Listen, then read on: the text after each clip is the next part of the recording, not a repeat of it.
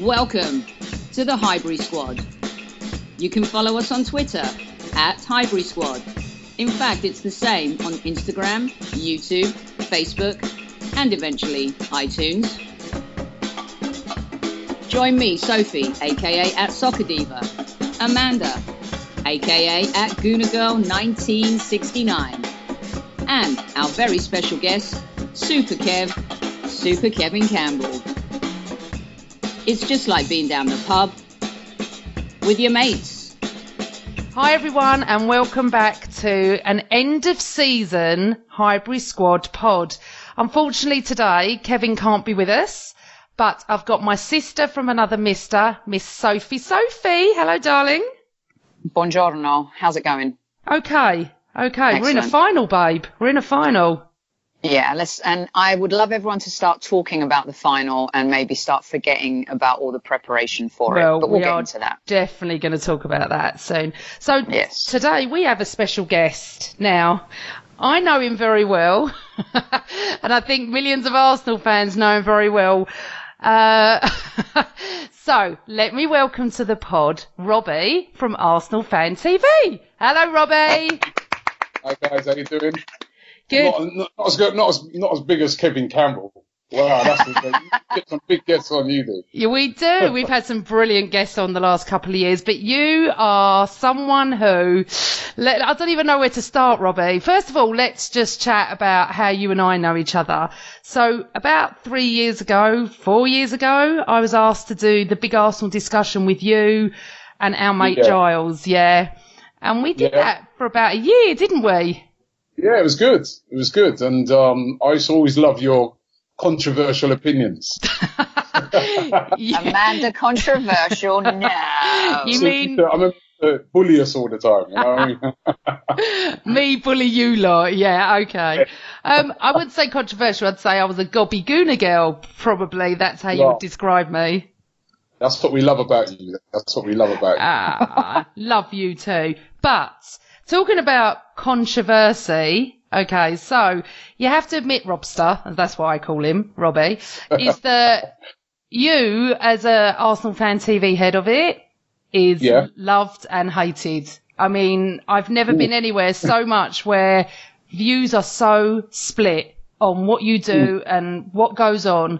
So, you know what, just tell us a bit about how it all started with whoever comes on to comes to chat to you at the end of a match.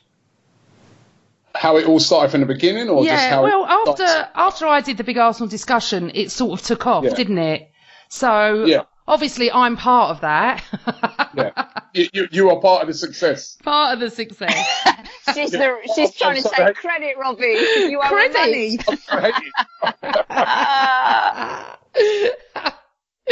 Oh, go on, Robbie. Tell us about how you started this. It's just quite a simple concept where I just always thought to myself, why can't we hear from ordinary fans? I mean, I know we do have things like podcasts and that, but we didn't really have anything in film where you get to hear from the ordinary fans, and get their opinions. We hear from everybody else, we hear from the pundits, we hear from ex-players, but we never heard from ordinary fans. So it was the simple concept was just let's be outside games and talk to fans and get their opinions on how the game went. I suppose, one of the things that's made us quite controversial is the fact that we do allow people to have quite strong opinions if they, if they have a quite strong opinion. And we were kind of around, came to prominence in the era where, we was having lots of problems with the manager, with Arsene Wenger at the time. I mean, I remember when we first started the channel, I think that probably 20% of people, 20% of people wanted Arsene Wenger to leave. And anybody who came on and spoke badly about Arsene Wenger used to get a lot of abuse. And then by the end of it, it had kind of turned the other way, where you'd sort of say 80% of people wanted him to leave. So I think because we've always allowed people to have their honest opinions, sometimes if that opinion's not been the same as others, they've been upset by it. There's old school fans, I suppose, sometimes who say that, we shouldn't have these opinions out in public. But I say that we're living in an era of social media. I mean, look at this podcast that we're doing now. We've got somebody on it from America. You know, we're not all together, but we're all talking together, you know. So in the age of social media, you know, it's an age where lots of people get to have their opinions, and not every time everybody's going to agree with everything that's said. But I think that we've done pretty well, and I think that we continue to allow people, Arsenal fans, you know, not just even in England, but all over the world, to have their say on the club. And we're sort of growing and going from strength to strength. It's a weird one for me because I know all the characters, as they say, that talk to you, okay? And how they get described when I'm out and about or on social media is not actually the people that I know. So how would you describe your main characters, I suppose? I mean, you've got... I don't like to call them characters. Not characters, sorry. I mean characters as in personality, not like... Yeah. Cartoon characters. I mean, their character as I know them. Character. They're fans that have, you know, a lot of them that, you know, have become very popular from talking on ArsenalFanTV because it's quite a big platform. But listen, they're all very different. The one thing I'd say about all of them is that they're all very, very passionate Arsenal fans. They can be, you know, like somebody like a DT can be a very, very controversial and divisive figure. I don't agree with everything that he says. I don't agree with most things he says, but and a lot of people like to hear him. A lot of people like to hear his views on things. So, you know, it can be quite difficult for us because, you know, people be like, well, you agree with everything he says. Because, no, I don't. I just, you know, he's an Arsenal fan. He's having his opinion, and we allow fans to have their opinions. And I think we've shown that, you know, we've got a pretty diverse fan base. We allow lots of different people to have their say. So sometimes some of those people may not, you know, look like us or sound like us or share our views. They might be sometimes controversial. They might be sometimes saying exactly what we say. But if you're going to be an honest platform, you've got to allow everybody to have their say. So that's what we try to do. So one of the main things that people, you know, I talk to a lot of fans and stuff about things like this. One of the main things is they say you have the same people week in, week out. And one of the criticisms, you know, is that they're just shouting and screaming about Arsenal. Now, I've done one of those interviews, if you remember back to when I came out of Tottenham. I didn't want to do it, but you bloody pulled me over. And I remember it was a minute after the final whistle had gone. Harry Kane had scored a header. I was all over the place, livid with everything. So I sort of get the passion at that moment because I lost it. And, you know, I just was fuming and walked off, and then obviously I had to live with the consequences of that one quite a few years ago. But, you know, for you, when you're standing there, Rob, and you don't agree with DT or Troops or Claude or Leo, whoever it is that you're talking to, how do you, as a host, remain neutral? Because obviously you're interviewing them, you know. Yeah, it's quite difficult. So what I do and what I see my job as is to challenge people when they say things. So if somebody, like for instance, when Arsene Wenger was there, when somebody said to me, "Oh, Wenger should go now," I'd be like, "Well, why? You explain to me the reasons why you think he should go." And if they said I'd be sort of, a lot of times I play devil's advocate and I will put the other point of view and justify why you feel he should go. Or you don't think Petr Cech should play in the final of the Europa League, justify that. You know, I might say, well, that person might be saying, well, I don't think he should play because he's going to join Chelsea at the end. And I might say, well, hold on, but has Petr Cech let us down in the Europa League? Has he not pulled off some brilliant performance? Don't you think he's a very professional keeper? So I'll always ask the questions to try and keep it, so that people are, you know, they have to justify it. I don't let just people just come on in and just rant for ranting's sake. I will challenge them. And the other thing is what a lot of people, I think, they will just focus on rants. So it'd be like, oh, Robbie, you get people like come on and they rant, but they forget about, what about when we win games? You know what I mean? We don't lose every single game and have a rant. No. When we was earlier on in the season, when we was on that, we were winning game after game after game. There was nobody coming on ranting, and there's nobody criticising and saying, oh, you better go come on and rant. You know, everybody was coming on and praising the club, praising the players. It's brilliant. Well done, Unai Emery. Was on a fantastic, you know, but then if at the end of the season now we bottled it like what we did and, you know, where we should really have got into the top 4, understandably, when those fans come out, those same fans who are praising the great run, we got beaten in the way we did against Palace, or we lost, you know, we drew how we did against Brighton and put in a very poor performance. So I think you have to judge it honestly and judge it as a platform as a whole. You know what I mean? A lot of people just like to focus on one thing. They might be, oh, there's rants. And I'll say to them, well, you know, do you look at the other content? People will say, oh, it's the same people every week. No, it's not. We're about one of the only platforms that after a game we'll sometimes have like 30 interviews with 30 different fans. Yes, you'll have a DT and you'll have a Troops and those guys because they are very popular guys and people want to hear from them. But I hear people say to me, oh, you had the same people on, but I'll look at the videos and I'll be like, there was like 18 new people on today, right? And I remember saying this to a guy one time. We was on a trip abroad, and I said that to him, and he goes, yeah, but I don't watch them ones. I said, well, there we go. Exactly, yeah. Therein lies the rub, right? People like the controversy, and that's the truth of it. So, I mean, there was a time where I couldn't watch because I was a little bit, and I'm just being honest because I think you're a really good guy, but I was a little bit embarrassed by some of the things that people were saying and the way they were acting. But the truth is, controversy sells. But here's what I want to say before we move on to the game, because I know we only have you for a short amount of time. One of the things I think that goes unnoticed, because everyone focuses on wanting to rip Troops or wanting to rip DT. And like I said, I wasn't a fan. But one of the things I think that does go unnoticed, Robbie, is what a trailblazer you have been in the fan TV area. And what you created and the platform you created, other clubs now in the Premier League and in lower leagues have followed suit.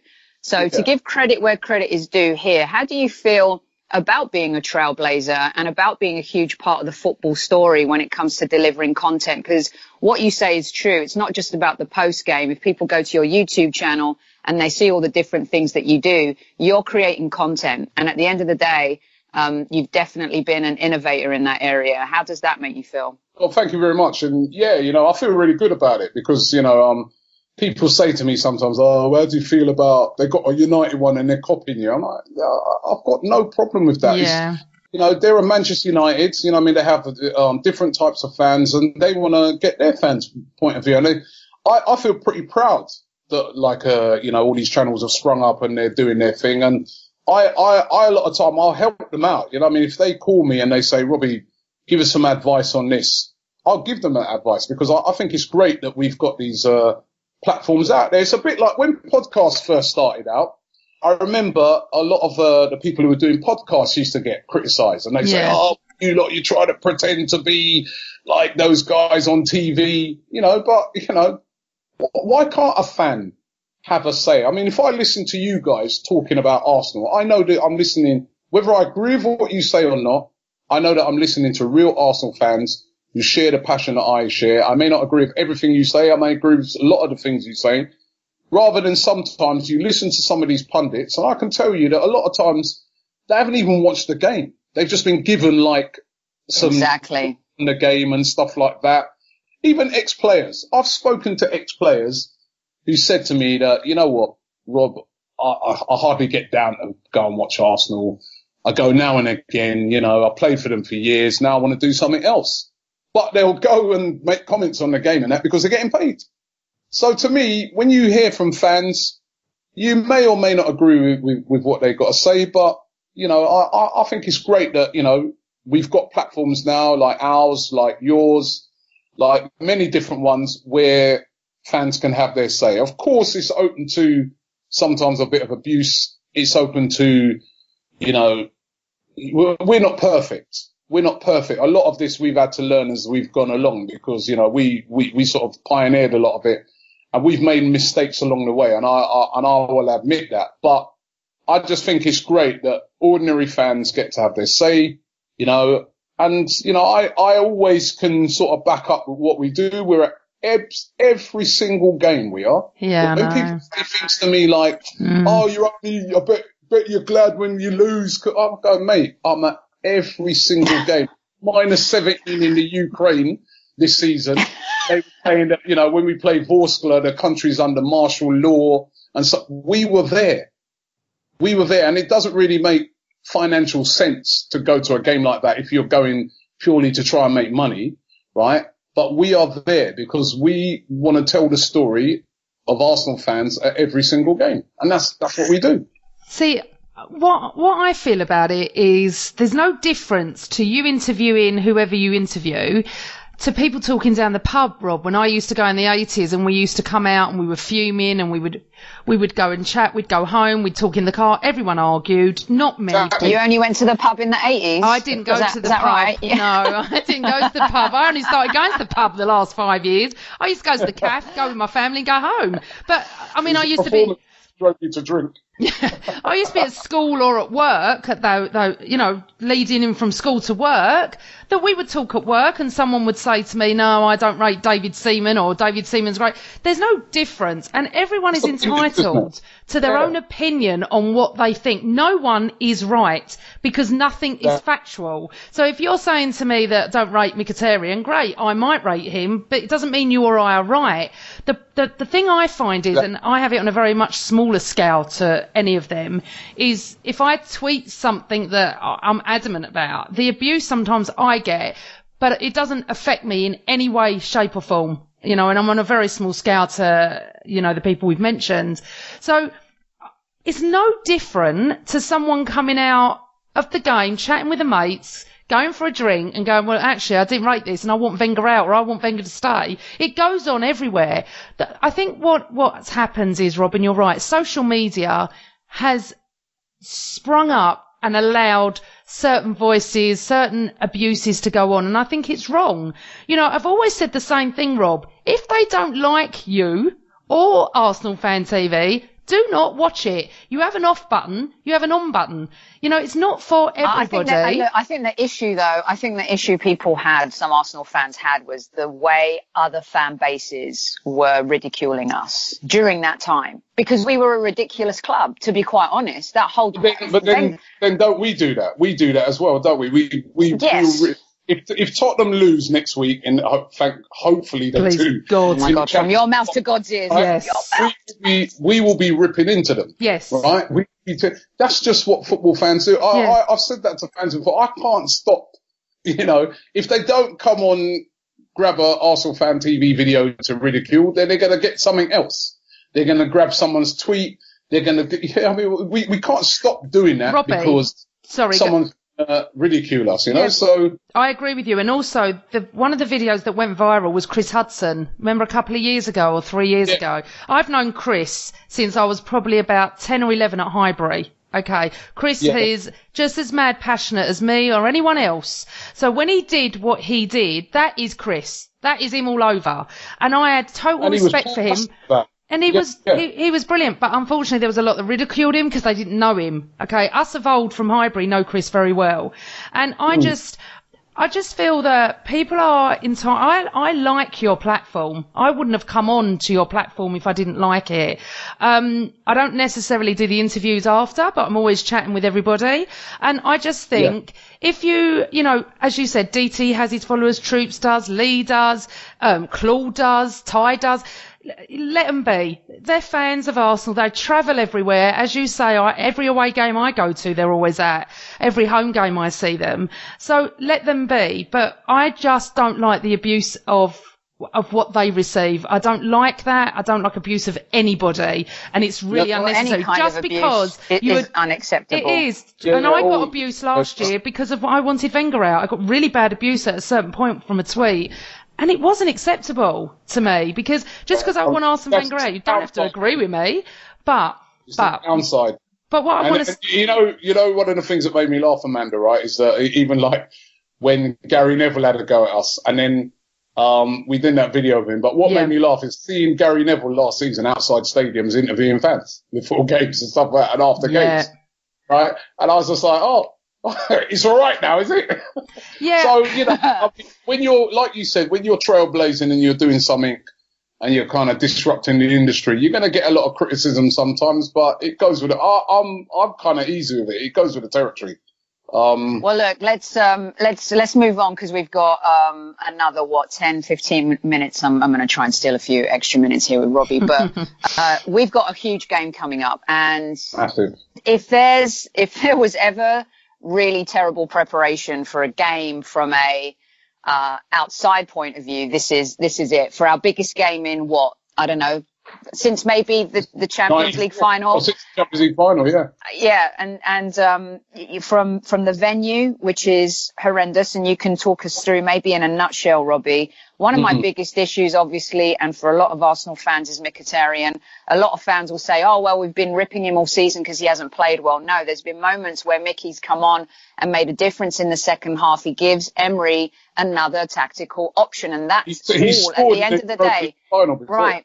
And here we are with Raheem Sterling fighting racism and everyone talking about racism. For me, what's going on borders a little bit on that.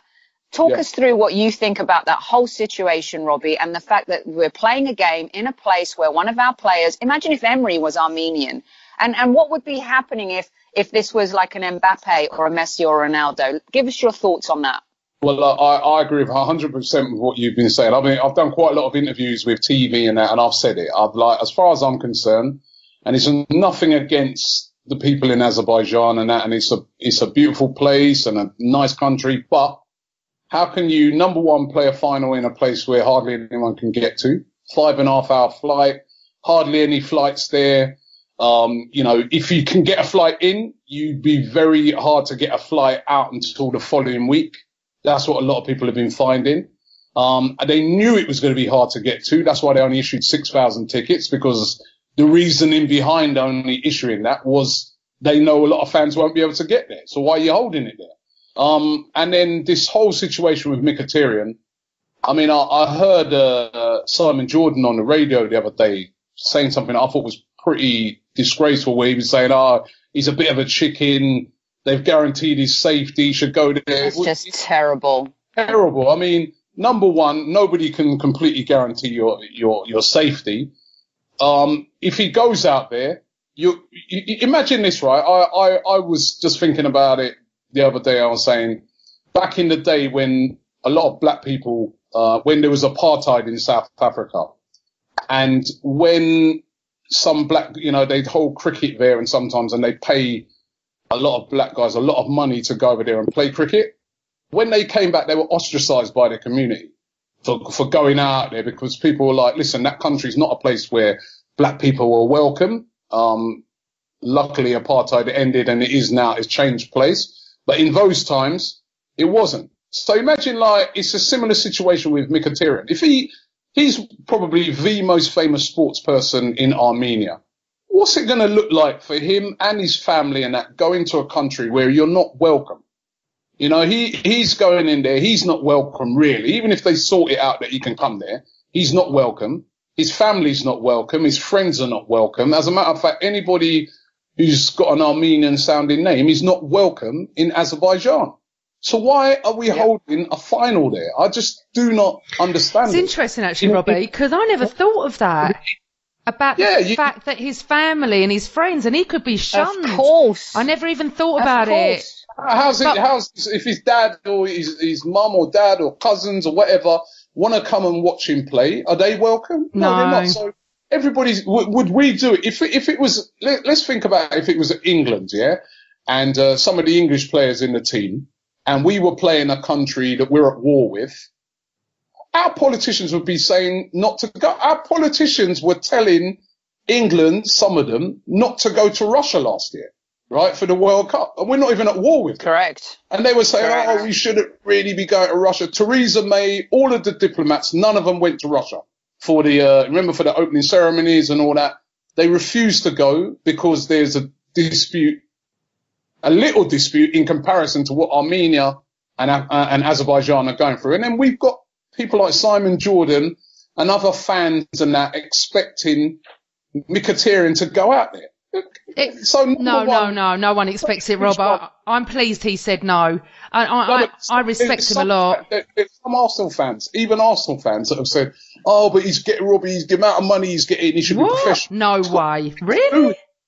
I've heard that, and I've seen that where people have criticised him and said, "Oh, the amount of money he's going, he should go." No way. And like you said, Sophie, right? He's an important player in Arsenal's team. He's played, whether you think he's top notch or whatever, he's one of our game-changing players. He's scored in a final before when he played there. When he played in Europa League final for Manchester United, he's got the experience of playing in a final. He would be a big player for us in that final. He possibly would have started. You know what I mean? It's touching because remember, there's no Ramsey. It would be between him and Ozil probably playing in that number 10 role, but he would have some involvement in that final. And then how can UEFA justify having it there? Like you said, if it was Mbappe, if Azerbaijan had a problem with, Argentina, would they, still be going there if Messi had to go there? Do you know what? Honestly, Rob, if this was Messi or Ronaldo, it would have been moved to a neighbouring country. For absolute fact, that would be. Because it's Armenia, a little small country. Yeah, Mkhitaryan isn't Messi. And here's the problem. Here's the problem for our team. I understand some people have really been giving the club a hard time for not taking a stronger stance. However, got to be really careful because these organisations, it could cost us a place in Europe for 5 years if we protest too much. They can do whatever they want to us. Yeah. It's not the club. It's not. The club, their hands are kind of tied at this point, at this moment. We can't back out. Yeah, would it be great for Arsenal and Chelsea to say, F you, we're playing in London. We'll pick up the bill for Wembley. Yeah, and then what do? You find yourself ostracised from Europe. Yeah. Let's say we make the Champions League. They won't let us play in it. So I understand the club's stance, don't you? Yeah, of course. And I think the club haven't done anything wrong. You know what I mean? You can't blame the club for this. This is purely down to UEFA. They've decided to go there for the money.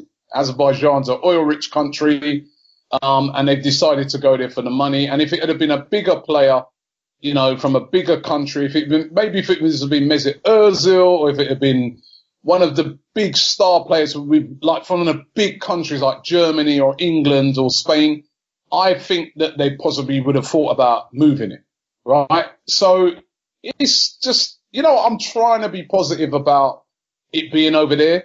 I do agree that, you should sometimes have it in many different places. I'm really trying to be positive. And I think once I get out there, I'll be positive and looking forward to it. But at the moment, all it is around this whole thing is negativity. And like you said, it's our biggest final since the Champions League final. But it just should not have been in Baku. And you can even see the players coming out and you can see they're angry. Guys like Koscielny, Monreal, they've come out. They're obviously very angry about it because it's one of their teammates. Rob, can I just move on from that? I've had a question from my dad, actually, and it's relative. He said, would the team be more determined to win, resulting from the lack of support owing to the shocking location due to UEFA and Mickey unable to play? So do you think the team are going to go gung-ho and try? I mean, obviously they would have done anyway, but it's even more for them because they want to win it for Mickey, don't they? Yeah, they've all the players have said that, listen, we want to win it for Mickey.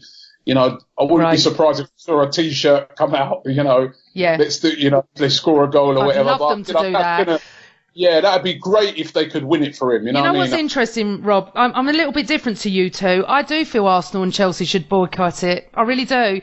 A, we're not going to win the Champions League anyway, and B, someone needs to make a stand. Because at the end of the day, I'd be more proud of my club. I'm not saying they've done anything wrong. I think they're in a rock and a hard place, okay? I do. It is money at the end of the day. It is a Champions League place. It's quite important. I get that. But I'd have loved my club to go and stuff you. If one of my players, if one of my employees can't come into your country, they can't guarantee safety. I don't care what UEFA say or Azerbaijan. They cannot guarantee it, okay? So I would want them to go, we're not playing. And Chelsea do the same. I think Chelsea, I've heard, have sold 800 tickets. That is a disgrace for their club and our club, that there are going to be no very limited fans of the team that are on the pitch. I do not understand any of, well, I do. It's all money. I don't understand how they can treat fans, football fans that I'm desperate. I don't miss finals. I was in 2006. I was at the Stade de France when we lost, you know, but I don't travel everywhere anymore because I have a child and different situations. But a final, me and Dad would have gone to Wembley or we would have travelled to Europe, but we can't get to Azerbaijan. And, you know, big up to anyone that's going, both Arsenal and Chelsea fans here, okay? I feel really bad. I'd love our clubs to have gone, stuff you, UEFA, stuff it, because Arsenal Armenian fans can't go either. So it stinks, but they haven't decided to do that. They have decided to go and play. So now we have to cut that negativity out, and now we have to focus on, and I'd love every Arsenal player to have a T-shirt on to piss UEFA off and say, do it for Mickey, or, you know, whatever. Something like that would be brilliant. They might be in danger if they do that, by the way. Don't care. What are they going to do? What are they going to do, UEFA? You can't. Listen, I would love it. I'd love Arsenal to create a movement, to change football, to do all of these things. But the reality is, the consequences, we will pay for years and years if we did something like that. I don't think any Arsenal fan out there wouldn't like to say, you know what, stuff you, Baku, we're not playing. But that is not the case. And I feel now, as we're moving on social media, as we get into the weekend, I would really love the energy to turn into the game. What are we? How are we going to play? How are we going to set up? What's Emery going to do? How are we going to combat Hazard? Is Cech going to play in goal? And there's this $1 million question, Robbie. Should he play in goal? No. You know what? Before I've been arguing with loads of different fans because I've been saying that I've got no problem with Cech playing in goal. But when because I think he's professional, I think he's a very experienced player, and he's not really let us down in this tournament. But I have to admit that when I saw the fact that he's going to be they've not said for definite, but it sounds like he's going to become Chelsea's new sporting director, I then start to look on it and say, well, we're kind of only playing him in this final because of sentimental reasons, because he's on a promise sort of thing, yeah? He's looking out for his future by going to Chelsea, and I don't blame him. He has to do that, and he's more of a Chelsea legend, obviously, than he is an Arsenal legend. But then, if he's not being sentimental in the choices that he's making in moving forward in his life, which is fair enough, and absolutely, then why are we? You know what I mean? We need to just put the best person in that position. And if we're all being honest, the best goalkeeper at Arsenal right now is Bernd Leno. So Leno needs to start now for me. I've met Cech a few times. He's a really nice guy. From what I've heard from some of the players when I've spoken to him, they said he's a real leader. But I feel now it should be Leno in goal. That's my opinion. Okay, but if it wouldn't have come out the news, would you still be saying the same thing? No, I wouldn't. I would, right. Because I've been saying along that, but the fact that he's going to Chelsea, the fact that he's looking out for himself going forward, which, as I said, I've got no problem with. Arsenal need to look out for ourselves, and that means we have to play the best player in goal, which is Bernd Leno, and no sentiment. You know what I mean? He's not having sentiment in his decision, no sentiment in our decision. I don't agree slightly. Okay, now I'm just going to do it very quickly. I think he's professional. I don't think that would even enter his head. The only reason I wouldn't play him is for him, if I'm honest, because if he makes a mistake, which he's capable of, it's always going to go, well, you did it because you're joining Chelsea. So the only reason I'd play Leno now is because the announcement came out, which is really weird because weeks ago I knew this, so I was quite shocked that I don't really understand why it's big news. We all knew he was going there. So it's not a big deal for me, but I think for him and our club, he shouldn't play. Not because he's not professional enough, but because I feel that it's going to be too much scrutiny on him and Emery. Because what's going to happen is Emery, they're all going to say, you should have played Leno. You should have played him. You should have protected what we had. We need to win it. Chelsea do not need to win this. We do. But I feel bad for Cech because I think he's an ultimate professional, if I'm honest, and I think he would do his best. Do I think he's going to play? I actually think he will play, if I'm honest. What about you, Soph? Soph? I don't think that. Yeah, I'm here. Sorry, I don't think that Cech should play. Let's just say I got a job. I was working for Fox, and then I got a job at ESPN. right? And as soon as I get that job at ESPN, Fox are letting me go. Now, if we were playing, but you've already worked at ESPN previously. But the point is this: it's a conflict of interest. If we were playing Valencia, if we were playing any other team in the final, I would have no issue with it. And here's the problem now, which I really don't like. The pressure it's put on him is ridiculous. But also, if Leno does come in, what I really super don't appreciate is the added pressure it puts on Leno. I think that he can help. I think that he can take that. But the position that we've put our goalkeepers in now is ridiculous. And someone leaked that deliberately to cause this issue. And now Emery has to make a big decision, which I think he's already made. But for me, if he really truly wants to put his stamp on who's the boss at Arsenal, he starts Leno in goal. Right. Nothing more, nothing less. So I agree with you. Rob, I know you have to go. Thank you so much for joining us. Yeah, I'm really sorry that I've got to go so quick because I've got to go and do some filming now. Absolutely, but we'll get you back on in the new season. Thanks for getting me on. I'd love to come back on. You guys are brilliant. Oh, thank you, darling. And listen, safe travels and bring back the cup, yeah? Let me come on after the final. Oh, that'd be fabulous. Wicked. Unless if Tottenham win next week, though, I'm going away for We're emigrating. We're all emigrating to the moon. Yeah, spaceship to Pluto. Amanda and I have got our spaceship ready. Robbie, take care. Good luck. Speak soon. Thank you. Bye. Cheers, mate. So Robbie has promised that he's going to come on after and discuss the final with us. We'll get that in the next couple of weeks for sure. It's interesting because while I've been podding with you, my daddy's been asking the same questions that we've been discussing about Cech and Leno. And, you know, ultimately, Soph, we want the best 11 out there to win the game. If he feels Cech is better than Leno, then he'll go with Cech. I do feel to save everything, he plays Leno. Then it covers everything, doesn't it? Because we do rate Leno highly, and it takes the pressure off. Because yes, Emery and Cech will get slaughtered. Can you imagine if he lets in a really poor goal? Lets in a goal?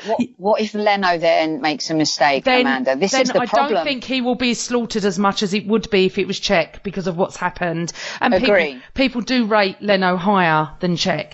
And unfortunately, he has played Cech the whole way through. For him to change it now, Wenger never changed it, and I'm not sure Emery will. So in my head, Cech is playing. To be honest, I really don't have a major issue with Cech playing, if I'm honest. I really don't. There's no way on earth he would do anything to jeopardise trying to win a cup. He's still an Arsenal employee, and he still would want to win it. He cannot win it with Chelsea until, end of. But, it was really, really interesting listening to Robbie discuss if it would have been Messi or Ronaldo as well, but more interestingly would have been Mickey's family. I never even thought about that. I was just focused on the fact that Henrik Mkhitaryan, an employee of Arsenal, cannot play in a final because of UEFA. End of. Right. And the fact that we wouldn't even discuss moving it. The fact that 2 London teams can't move to Wembley where it should have been moved and could have been done if it was available. But no. Why do they need to book it 2 years in advance? Why not do it 6 months before and see who's in the final? Would it have been fair for another team to travel all the way to London? If 2 Italian teams. I mean, Baku, Amanda, come on. Like this, I understand that football wants to globalize the sport even more. It's the same thing with Qatar, right? It's the same bullshit. It's all about money. It's a money grab. And I'm sorry, but when Qatar was announced for the World Cup, everyone should have protested that just for human rights issues alone. My cousin is a women's studies professor at Berkeley University, and she was invited on a trip to Qatar. And, the propaganda that's involved in trying to show and prove how women are treated is ridiculous. And, it started off with the World Cup in South Africa. I love South Africa. My uncle lives in Johannesburg, my mum's brother. We have tons of family there, beautiful country, but they had no business hosting the World Cup. Too soon, too much. And this is all about, it starts off with Sepp Blatter's little backhanders and his obsession that he kind of, presented to the world like we're expanding the sport. No, you're expanding your pockets. And you got 2 London clubs traveling. How many thousands of miles did you say? I've no idea. Like 100 million? Millions. I mean, it's ridiculous. And think about the atmosphere. What is it going to be like? We don't know. Are they going to play to a half-empty stadium? No, I think it'll be full of locals, but I don't know who they're going to support. So this is another thing, are Arsenal big out there? Are Chelsea big out there? Or is just football big out there? But you know what? Either way, let's focus on the fact that we are in a final. We beat Valencia and Aubameyang was just on flipping fire. Oh my God, that strike with the outside of his foot. How many times have you watched that? I mean, wow. I just felt. Are we going to wear our new kit? No, we're Puma till the day at the end of the season. If that is the new kit, I love it. Oh my life! I tell you something, right? I'm on a journey of losing weight, right? I tell you something. I want a kit for You're doing great. Thank you. If I lose my weight and they are the kits, I'm buying and I haven't bought a kit for years because I don't wear kits. I love both of them. I love yellow and blue. It's my colour. It is just from Anfield 89, which we're going to touch on in a second, but, the bruised banana, we're going back to yellow and blue and red and white. Thank you, Adidas. Thank you. The red one, though, the red one is football kit porn, isn't it? Yeah, that's what I called it. You copied me. I didn't even see. Did you? I called it football kit porn. Well, you call everything. You got your food porn, you got your football kit porn. Anytime Aubameyang and Lacazette do anything, it's porn related. It used to be Ozil, but now you've got a new bromance going, don't you? Eh? Anyway, shush. Anyway, moving on right now. Aren't you gutted the season ended when it did? Because we started to become on fire again. With all those stupid games we lost that we were atrocious in. We started to play well the last couple of games. If it would have gone a bit further, we might have overtaken Spurs. But we haven't. And then we're going to come on to this. 2 things that we're going to discuss. Tottenham are playing in Madrid Saturday the 1st of June, sometime at 7:30, 8 o'clock, whenever it is, against our new second favourite team ever on the planet. Ever. I have learned You'll Never Walk Alone. I have learned the LA song. I've learned the Salah song. I would know it anyway because of all my Scouse mates. But we are, the whole Gooner Nation are the biggest Scousers on the planet that Saturday, even more than them. I'm telling you. Do you want to hear something? We need to emigrate if they beat them. No, listen, I'm not watching the game. Oh, I am. Go on, why not? Can't do it. Oh, okay. I can't. So can't do it. I mean, you're going to be messaging me 1,000 times. No, I'm going to go watch a film. I've decided. No. Yeah, I'm not watching it. I just want to come out and know what happened. I cannot go through it. I just can't. I want to come out the film where I've got a million texts from you singing stupid songs, being elated. All your, trickling down. It's 2-0, 3-0, 4-0. Oh my God, 4-1. Are they going to make? I cannot live. Some of my mates have invited me, a whole bunch of Liverpool mates. There's a huge Liverpool contingent in LA. There's thousands of them going into this pub. It's going to be trickling out onto the streets, and they're like, please come, please come. I'm like, no, I can't. I'd go. I just can't. I'm more nervous about that game. Yes. Than yes, I think we all are, if I'm honest. And that is so bad to say because we're in a bloody final. But no, I totally agree. But I've got friends on both sides going, both Tottenham and Liverpool. And I've just said to everyone, enjoy Madrid until the evening. And I said to my Scouse mates, enjoy everything and come home with the cup. And if you don't come home with the cup, don't bother speaking to me ever again, because you lot think you're going to win it. Tottenham fans I know think they're going to lose it, and listen, honestly, my Scouse mate will tell you, I predicted in December they'd bloody win it. I said, and he laughed at me. He just absolutely laughed at me. I went, oh my God, they have had the easiest run. Look, I'll say it now. If Liverpool turn up on the day, there isn't a problem. That's it as far as I'm concerned. If they turn up and play how they've been playing. If they don't, we've got a major problem. listen, I don't want to talk about it. You were choked up saying that. So here's the scoop, right? I think this is where Tottenham could make a mistake. There's all this talk about Harry Kane being fit, and you know, they got there without him, right? The City game and Ajax, and it would be, personally, I'm not a Spurs fan and I give zeros, but Lucas Moura, I mean, can you imagine benching him after what he did in those games? And Kane, it has been out for 7 weeks. He's not match sharp or match fit. Is he a great player? Absolutely. Of course, we all know that. We can't deny it. He's one of the best strikers in the world. And all he needs is one chance to make a difference. If he starts the game, I think it's a little bit different. Yeah. But to have him to come off the bench. I was going to say that. I agree with you. You know, so it's going to be a great, listen, it could be one of the greatest Champions League games we've seen. I think Liverpool have beaten them twice this season, and that's what worries me. But what's helped us is that Liverpool lost last year, and they want vengeance.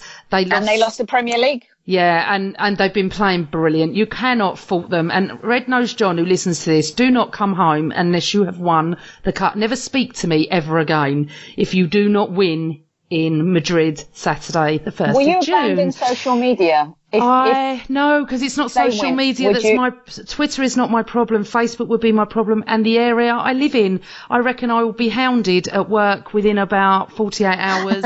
I reckon my Facebook will be inundated. I don't really allow my Tottenham friends to follow me on Twitter anyway. I don't discuss anything with them. I think all the people on Twitter that have come at me, Tottenham fans, they will be out in force. I just think I'm gonna have to. It will be the worst 50th birthday present ever. I turned 50 the month later, and I'm like, every year Arsenal have done pretty okay, and it's like they've not. God. And I just can't. I'm in a WhatsApp group with my Spurs cousins. It's like 7 of them, 1 of me, and then my niece who's a Man United fan. And their little back and forth about preparing for the game, their travel, they're all going. Only one of them has a ticket, so the rest of them are watching in a bar. And it's painful. It's really, really painful. But the way they've managed to get to the final, there's something about the way they've done it. And at the same time, you could say, well, look at what Liverpool did. You don't beat Barcelona at home after going 3-0 down and not be maybe the team that's got the name on the cup. Anyway, enough about Spurs. Exactly. Crying out loud. Enough. We're going to discuss the end of our season, what's going to happen. I don't discuss transfers. You can do that on another pod with someone else until they actually join. I've always been like that. But just basically, we can just go over the season. It has been a roller coaster of bipolar games, really, isn't it? I just feel, when we come into the next season with Aubameyang and Lacazette, regardless if we win the final or not, I'm so excited for them too, but I'm also apprehensive to see who Emery brings in. And actually, it's not even down to Emery, is it? I would really love to see 3 or 4 gone and 4 or 5 come in. But that's not realistic for Arsenal, is it? So we'll have to wait and see. I've got news for you today. Mustafi's like, I'm not going anywhere. I've got a contract till 2021. Yeah. And who gave him that contract? Anyway, moving on. Listen, the end of the season was poor because, we had our chances and we missed them. And I think we've all discussed it ad nauseum. Like, we missed the boat. We had a phenomenal opportunity to do something really unique and special. And, I don't care what anyone says. Yes, we're disappointed, but should we have even been in that position to begin with? Probably not. But look what Emery's done. He's got us to a European Cup final in his first season and a trophy that he knows how to bloody win. And we're playing Chelsea, one of our biggest rivals. What a moment. The only reason none of us are getting excited about it and that it's a little bit tarnished is because the other lot made the Champions League final. But I think we need to start focusing on our team, our journey, where we're going. Spurs have been focusing on us for the last 25, 30 years. Look where it's gotten them. And I agree with you, Aubameyang and Lacazette, how exciting are these two? Build the team around them. Make our defence as powerful and as strong and as talented as those guys up front. Then we're in with the shout. Yeah, I agree. And it's just a really weird time at the moment, isn't it? Everything that's gone on with Mkhitaryan, everything that, I was at a do on the weekends and Tottenham fans and Arsenal fans and everyone was saying, are you going? I said, of course I'm not going.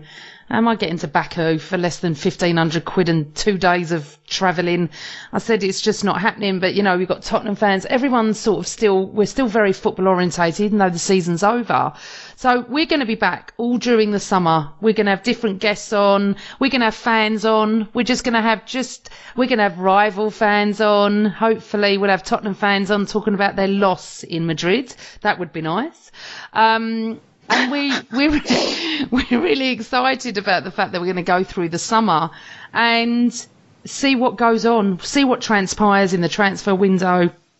But this time next week, we'll know. We'll know if we're champions of if we're in the Champions League next year. It's bizarre, isn't it, to know I'm either going to football on a Tuesday night, Wednesday night, or a Thursday night, and we just don't know. And also, our season ticket renewals can't be confirmed until we know, which is a rip-off, really, because if in the Champions League, it's more money. But that's another. Do you think we're going to win it? Oh, that was a big sigh. I know. Do you know what? I have to be honest. If I'm really, really honest, Soph, none of us have even talked about a prediction because all we've done is moaned about every That's what I was saying with you, Robbie, earlier.